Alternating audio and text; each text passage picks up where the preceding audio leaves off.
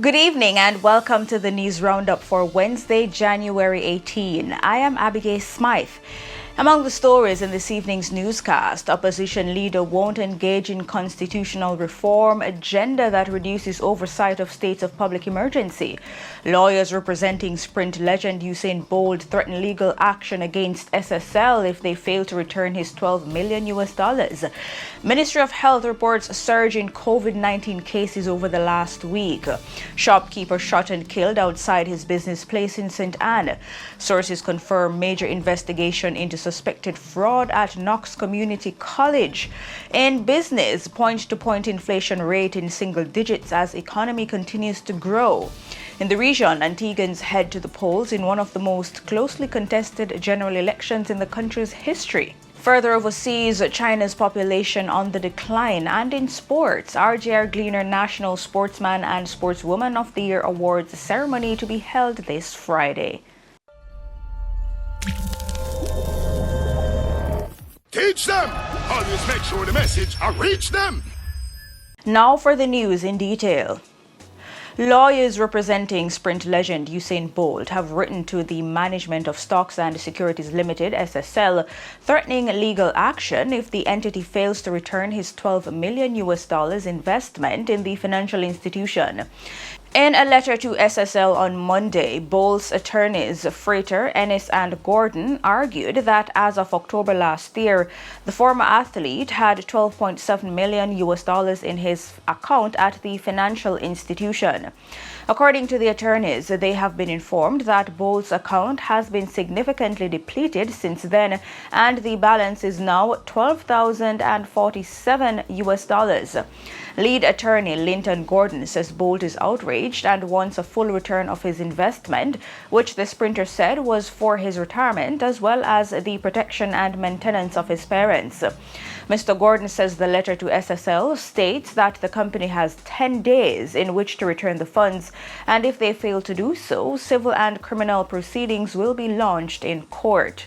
The attorney states that his team is also contemplating legal action against the Financial Services Commission for its failure to protect the interest of Bolt and other investors. Mr. Gordon argues that it was unacceptable that the regulatory agency did not inform investors of the discrepancies at SSL, calling it a, quote, failure to supervise, to direct, and to ensure proper procedure, if not, a refusal to enforce the law that they are established to enforce, end quote. In the meantime, Finance Minister Dr. Nigel Clark is seeking to assure those concerned that Jamaica's financial institutions remain stable and secure despite the fraud uncovered at investment firm Stocks and Securities Limited. He is encouraging the public to continue having faith in the system as Jamaica is among the leading nations in the Caribbean with a strong financial sector. Stocks and Securities Limited is now under the temporary management of the Financial Services Commission, with Kenneth Tomlinson of Business Recovery Services Limited appointed as a temporary manager. With reports indicating that the amounts defrauded may be more than $1.5 billion, there is concern about the stability of the company and the wider financial system. But Dr. Clark is positive that most persons involved in the financial services sector are following the rules and that the investigations will be successful. Authoritative sources have confirmed that there is a major investigation into suspected fraud at Knox Community College. It is understood that at least 5 employees at the main campus in Spalding, Clarendon, have been sent on leave to facilitate the investigation. The fraud was reportedly uncovered late last week. Sources have confirmed that the police were called in and the probe launched. Sources say it reportedly involves tens of millions of dollars being unaccounted for from at least 2 accounts. On Tuesday, a group of protesters dressed in black gathered outside the office of the Child Protection and Family Services Agency on Duke Street in Kingston, demanding the resignation of the agency's head. They say Rosalie Gage Gray should demit office and allow for a thorough investigation to take place on the heels of the damning report by the Office of the Children's Advocate on the CPFSA's relationship with the founder of the US-based charity Embracing Orphans, Carl Rabonsky. Rabonsky was flagged in the United States over inappropriate sexual contact with a child and had his teaching license suspended. The OCA report accused Gage Gray of gross breach of care for engaging Robonsky through the agency tasked with caring for and protecting the nation's children. The placard-bearing protesters drew the attention of passers-by with a chant of "Rosalie must go" and "Rosalie, where are you?" Rosalie must go! Rosalie must go! Diane Gardner Harris must go! Diane Gardner Harris also must go! The police were called to the scene and kept a watchful eye as things threatened to get disorderly as the protesters sought audience with the CPFSA's head. A male student of St. Thomas Technical High School is now nursing gunshot wounds following an incident at the school gate Tuesday afternoon. Reports are that the wounded boy was involved in an altercation with another student when he allegedly brandished a weapon to stab the other student. A passerby who is a licensed firearm holder attempted to break up the fight. The man pulled his firearm and fired one round, hitting the teen. The schoolboy was taken to hospital for treatment. His wounds are not considered life-threatening. The licensed firearm holder has reported to the police, who are investigating the incident. A shopkeeper was shot and killed by unknown assailants outside his business place on Pineapple Street, St. Anne on Tuesday. The deceased has been identified as 35-year-old Patrick Mignot of Main Street, Outareus in the parish. Reports from the police are that about 11:20 p.m. Mignot was standing at his shop waiting on the mother of his child when a gunman pounced upon him and opened fire, hitting him. It is reported that he tried to escape but collapsed a few steps from his shop. He was taken to hospital where he was admitted in critical condition. He later succumbed to his injuries Wednesday morning. A St. Catherine man, who police say is a serial sex offender, has been charged with raping a 12-year-old child. Detectives assigned to the Center for the Investigation of Sexual Offenses and Child Abuse, CISOCA, have charged 32-year-old Kemar Coleman with 6 counts of rape, grievous sexual assault, buggery, and sexual touching of a child.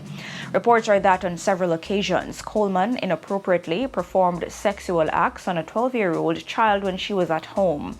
A report was made to the police and an investigation launched into the allegations.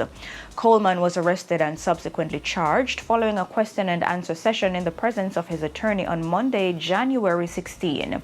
His court date has not yet been finalized. At least 2 attorneys believe increasing the minimum penalty for murder to 45 years will only result in creating additional backlog in the court system. Senior attorney at law Lloyd McFarlane says such a move would be retrograde. Prime Minister Andrew Holness says murderers should have their, quote, useful life taken, end quote, from them. He made the comment while announcing the government's intention to impose tougher penalties for persons convicted of murder. Meanwhile, a noted defense attorney and King's Counsel Peter Champagny says the mischief that the government is attempting to correct will not be solved in such a way. The Ministry of Health is reporting a surge in cases of COVID-19 over the last week. It says 175 new cases were recorded from January 10 to 16, while 2 deaths were recorded this month. In its latest bulletin, the ministry also confirmed 9 more COVID-19 related deaths, which had been under investigation since 2021. The country's death toll is now 3,476. The positivity rate stands at 12%.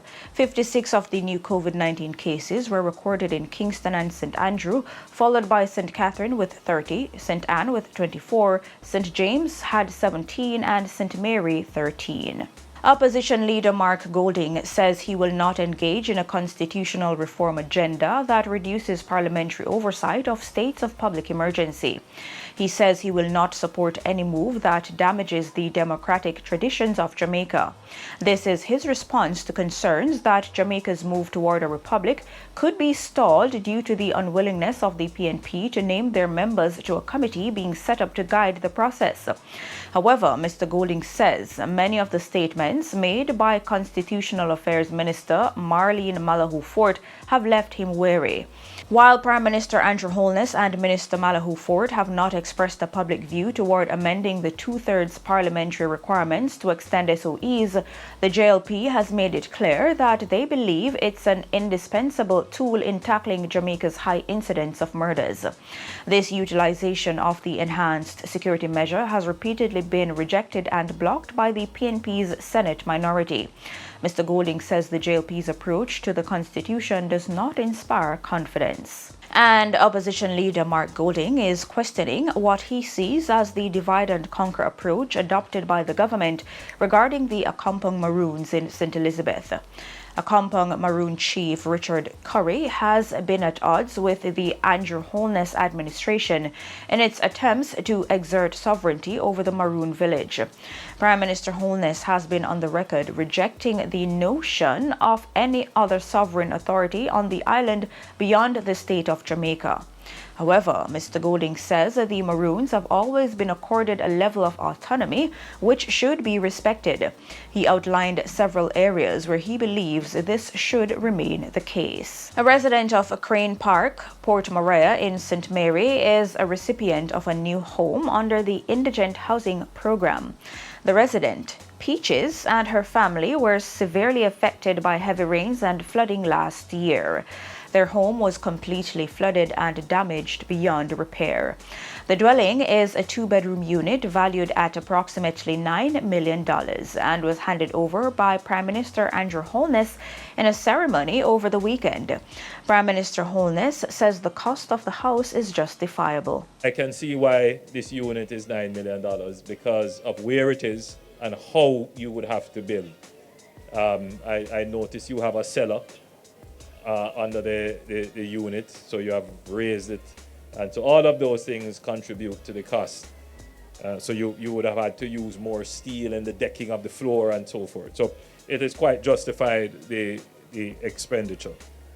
The house is quite dignified, and I hold the view and continue to hold the view that not because someone is poor that they should get poor housing. The beneficiary was overcome with emotion as she expressed her gratitude for her new home. Thanks and praise unto all the workers who build the house. I call Mr. Smith because I can't forget about him.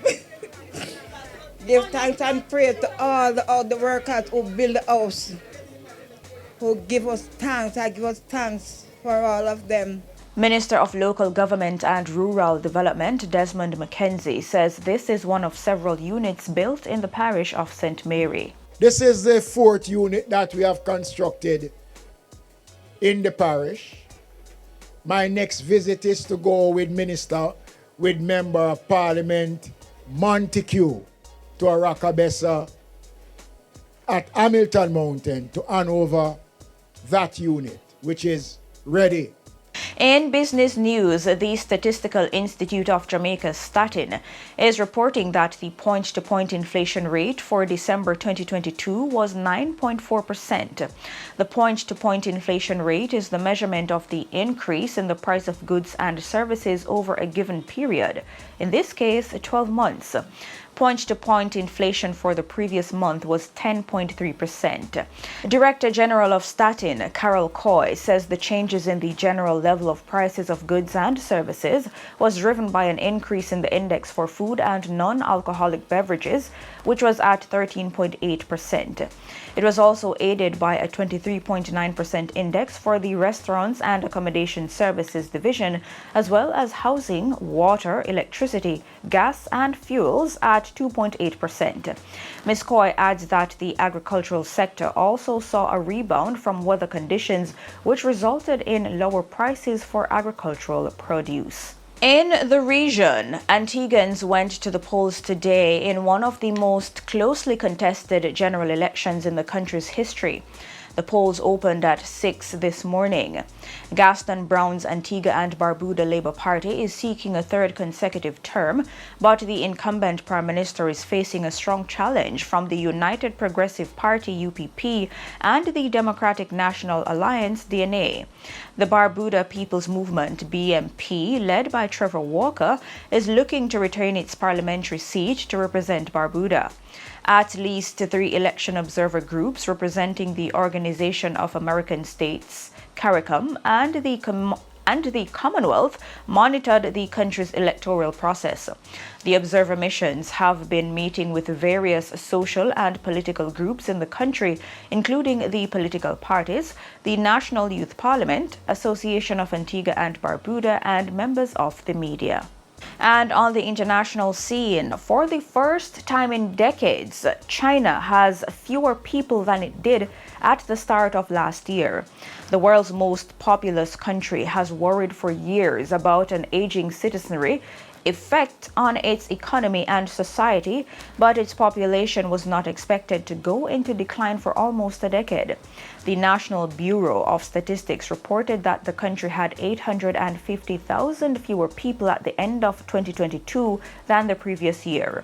The tally includes only the population of mainland China, excluding Hong Kong and Macau, as well as foreign residents.